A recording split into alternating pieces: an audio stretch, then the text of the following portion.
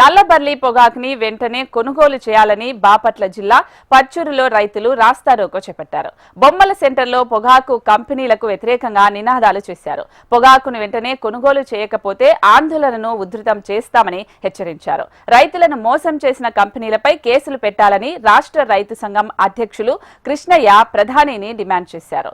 అలాగే పొగాకు రైతు పరిస్థితి రోజురోజుకి దుర్భరంగా తయారవుతుందని, ప్రభుత్వం పట్టించుకోవడం లేదని చెప్పారు. పొగాకుని కంపెనీలు కొనుగోలు చేయకపోతే ఆ పక్షంలో ప్రభుత్వం పొగాకుకి బోర్డు ద్వారా కానీ లేదంటే మార్క్ ఫెడ్ ద్వారా కానీ కొనుగోలు చేయాలని డిమాండ్ చేశారు.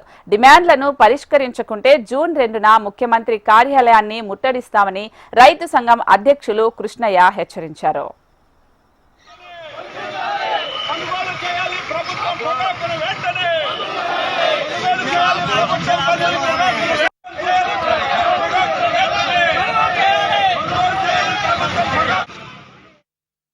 ఈ పరిస్థితుల్లో మార్కెట్ ద్వారా ప్రభుత్వం చెప్పిన 12,500 కన్నా కొనాలని చెప్పి రైతు సంఘాలు డిమాండ్ చేస్తూ ఉన్నాయి.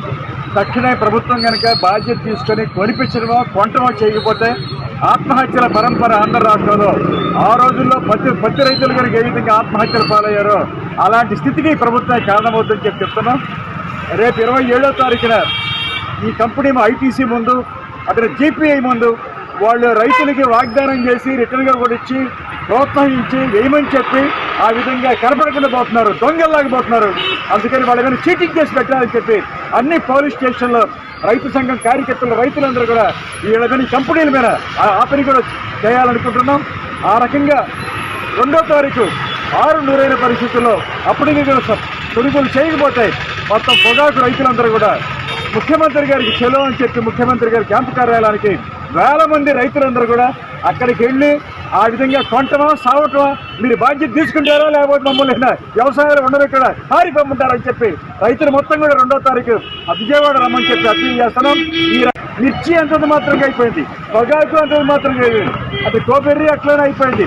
అక్కడ చూస్తే కందులు పెసలు ఏది కూడా మార్కెట్ కొంటారా?